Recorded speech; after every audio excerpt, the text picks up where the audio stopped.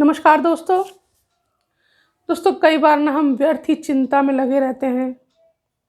हमारे पास ये नहीं है, हमारे पास वो नहीं है, हमारे पास उसके जैसा नहीं है, हमारे पास इसके जैसा नहीं है।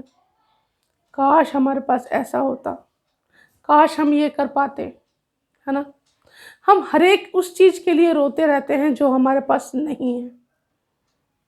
कभी ईश्वर को ब्लेम करते हैं, कभी अपने माता पिता को ब्लेम करते हैं कि तुम हमारे लिए क्या कर रहे हो, क्या क्या किया है तुमने हमारे लिए, है ना। कभी ईश्वर को कहते हैं कि हे ईश्वर, तूने हमें किस घर में पैदा कर दिया, हमारे लिए तो ईश्वर आपने कुछ दिया ही नहीं। उस व्यक्ति को आपने इतना कुछ दिया ईश्वर, और मुझे कुछ नहीं दिया, है ना। दोस्तों, हम लोग करते रहते हैं ना ऐसी शिकायतें, बस हमेशा ऐसे ही किसी न किसी पे ब्लेम डालते रहते हैं। लेकिन क्या कभी हमने शुक्रिया किया है जो चीज़ें हमारे पास हैं, जो चीज़ें लोगों के पास नहीं हैं लेकिन वो चीज़ें हमारे पास हैं? तो क्या हमने कभी उन चीज़ों के लिए शुक्रिया किया है? जब हम अपने पिता के साथ बैठते हैं, अपनी माँ के साथ बैठते हैं, अपने भाई बहन, अपनी वाइफ, अपने बच्चों के साथ बैठते हैं, तो क्या हमने ईश्वर का शुक्रिया किया कि बहुत से लोगों के पास ये सब रिश्ते नहीं हैं, बहुत से बच्चों के पास माँ बाप नहीं हैं, बहुत से भाइयों के पास बहनें नहीं हैं, और बहुत सी बहनों के पास भाई नहीं हैं।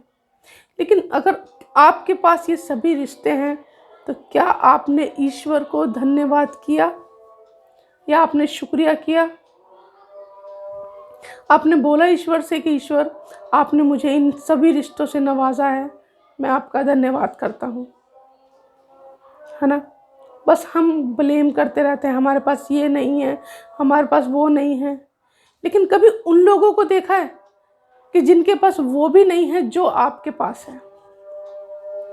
वो उन छोटी छोटी चीज़ों के लिए भी तरसते हैं जो चीज़ें आपके पास हैं। कभी आपने देखा उन लोगों को?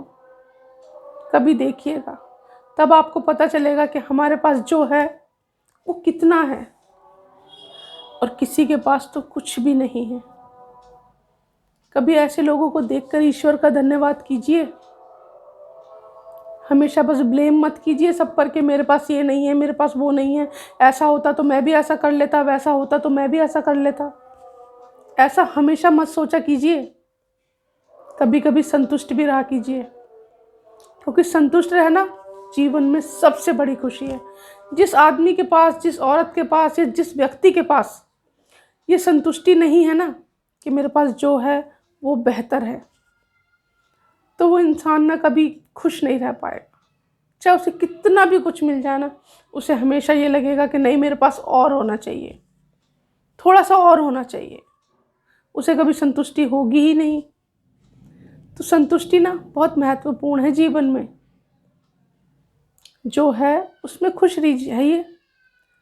कई बार क्या करते हैं हम लोग, बहुत बेहतरीन चीज़ें ढूंढते हैं, और उन बेहतरीन चीज़ों के चक्कर में जो हमारे पास बेहतर है उसे भूल जाते हैं, उसे नकार देते हैं, है ना।